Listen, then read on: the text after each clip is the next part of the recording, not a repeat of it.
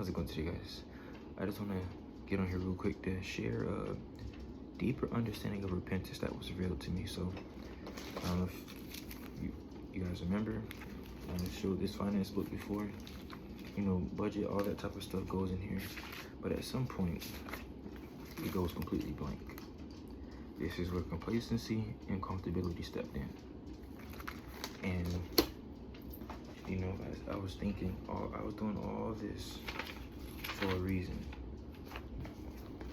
God put it in my heart to do all these things in a sense of doing things in order and shining light on the disorder. But at some point, I started thinking I was good.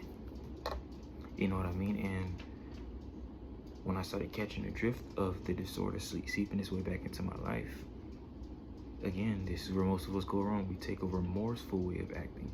Oh my God, why is this? We start giving the devil credit. We start thinking Jesus putting us through our Job season, when in reality, the position we were in, we stepped out of. Again, repentance. You're returning to that high place. You're returning to the position that you were called to be in. That's it.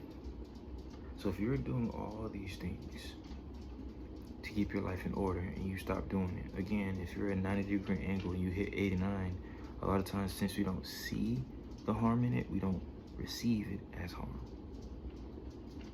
But you don't gotta know, you don't gotta see fire and smell it burning to know that there's danger.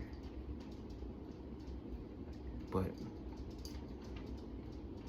I'm saying all that to say that faith produces a change. Faith will produce a change. And through all of this, like I said, I think the most impactful thing was old me would sulk. Old me would blame everybody. Old me would blame the devil. When I had no job, I was hungry. I got the job and got complacent. A lot of times when we aren't in the position of those things, and when we finally get it, again, like I said it before, excuse me, desperation is a great motivational tool, but a terrible disciplinary figure. Because the discipline comes from you and how bad you want it. So again, if you're desperate for something and you get it and you get comfortable, there was no discipline. There was no real hunger. Again, it makes you think about Esau in the Bible. He was a bowl of food was enough for him to give up his birthright. And then he gets angry. And again, you can sit there and see it from a surface level and try to justify, like, oh, Jacob, you know, kind of Jacob and his mama finessed him, whatever the case may be. With in reality, would they have been would they be able to do that if he was mindful of his birthright, aware of his birthright, if his stomach didn't have rulership over him? But that's the topic for another day. But regardless, there's a knowing that just starts to flourish, not a thinking and a feeling. You can think and feel, but there's a knowing. And again, it's hard to get to know somebody that you don't spend time with.